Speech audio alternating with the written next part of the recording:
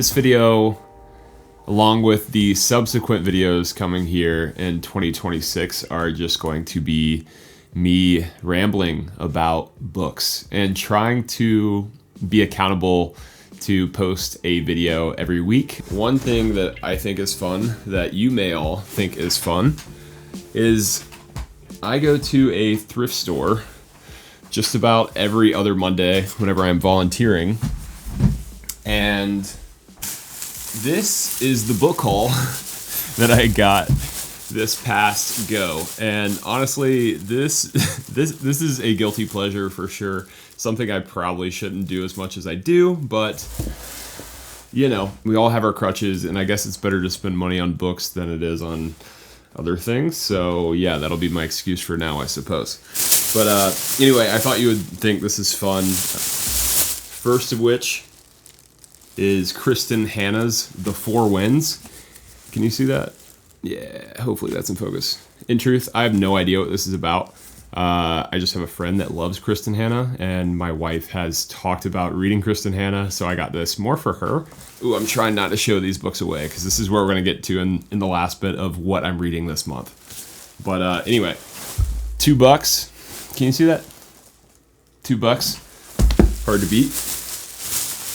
Next one is going to be Make Your Bed. So here's the self-help part coming out of me. But this is by an admiral. He actually gave like the commencement speech at University of Texas. So you may have heard of this guy before. What's his name? William McRaven. Anyway, I'm putting this more of like a reminder next to my bed because I notice a significant difference whenever I make my bed and whenever I don't. And so hopefully this is just like one of those subconscious reminders of, hey dude, make your bed. Even if I don't read this, it's like, hey, I'll pay $1.50 just to have a cool looking sign next to my bed. And so that is book 2. We'll put them here so you can see them a little bit better. Book 3 and 4. These, I've seen tons of booktubers talking about these books, so I picked them up. Why not? They were right next to each other. This is can't even talk. Man, it's hard to be behind a camera sometimes, dudes. I'll tell you. Anyway, yeah. Agatha Christie's, we have And Then There Were None, and we have Death on the Nile. So I think I might add these to the monthly readings because I got some heavier reads in my January list. So that could be a doozy there. We also have a Pulitzer Prize winner. I saw this, Interpreter of Maladies. I think this is about an Indian couple and coming to the States and living as an immigrant in the States. So I picked that up. Pulitzer Prize winner. I'm such a dork for Pulitzer Prize winners, so I figured why the heck not. Gone with the Wind. This is a brick. Talk about a door stopper here, but a classic nonetheless, so I had to pick it up. Gone with the Wind. We'll be adding these to the bookshelf. Paid a whopping $2 for this fat ass piece, so no complaints there. And then lastly, Grapes of Wrath, and this is the Centennial Edition. Check that thing out. Isn't that a sexy book? Look at that thing. Anyway, that's the Centennial Edition, which is awesome because my first read, if you've read my 26, or if you've watched my 26 books for 2026 that I'm doing, my first read is none other than East of Eden. And I gotta say, like, this has been a disturbing book so far. It starts out and it's almost this modern rendition of Cain and Abel, and you're introduced to Adam and Charles and their relationship and how like the father loved one more than the other and how that festers, and there's these other characters that are deeply horrifying, like Kathy in this book, and I'm only a quarter of the way through. I don't know if you can see that, but I have already marked this bad boy up. I mean, it has so many banger quotes too. Like Steinbeck's writing, it is, I've never read anything like it. Now that's not saying much because I'm new in this reading journey, but I mean, some of his quotes are just incredible. Like this one on page 143 says, "One says the silent man is the wise man, and the other that a man without words is a man without thought." Let's see. Here's another quote on page 54. It says, eventlessness has no post to drape duration on. From nothing to nothing is no time at all. Anyway, they're just some bangers, so pretty pumped to have two Steinbecks that match each other. I mean, I found one for $1. I don't know if you can see that. So that felt like a super good find. And the other I paid full price for, so I guess we're coming out in the wash there, but hey. Reading this one with my dad, and that's kind of a like sensitive topic. He's been battling like with alcohol, and so I'm hoping like this is something that we get to read together and just like nourish and pour into each other, and so pumped about that. But because it's been so heavy, I've decided to add a lighter read, and that is going to be The Art Thief. And I've heard phenomenal things about this book. It's Michael Finkel's the writer, and it's all about this guy's life who had stolen like $2 billion worth of art and like stored them up in his attic, and his conniving and cunning ways that he would be able to snoop or, you know, go through these heists. So I think that's going to be a fun read. The first read, I should say, I got to back up here. But the first read, what do I do here? Do I just keep stacking, I suppose? I don't know. Oh, wait, you know what I could do? Because I don't want to edit a lot, I'm going to make this my cover photo for this video. So let's just... All right, that's it. Okay. So sorry for me being a dork there. Feel free to make fun of me if you want.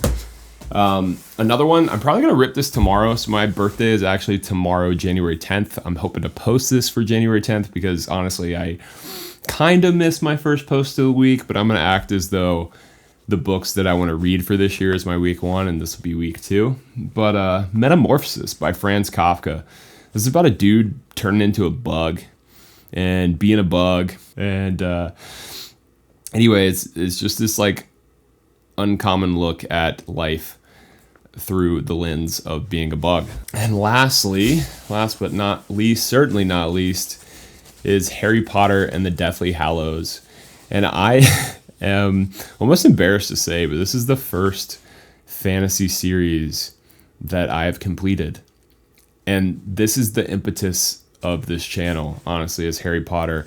I've always loved the movies. I've always loved like Lord of the Rings and Chronicles of Narnia, but I've never actually sat down and taken the time to read these. And I thought it would be a waste of time to, you know, dive into these books. But honestly, I had some pretty hard things going on recently. And I think journeying into these fictional worlds are not only powerful in the sense that you get to live through these character stories like Ron, Hermione, and Harry, and good versus evil, and taking out Voldemort and all those good things. But yeah,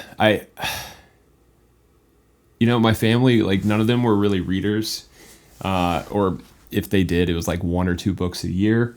And so this wasn't really pushed on me. And I also grew up in like a Christian household, and so this was looked at as witchcraft. And like I understand, but the developmental themes in this book, the camaraderie, the love, the heartache, and the courage, there are so many themes that were found in this book. And I'll be doing a review here shortly on the entire Harry Potter series, but that's just a quick plug, so I'll link that here somewhere. But I guess that's what this year is about for me, is about exploration and reading books.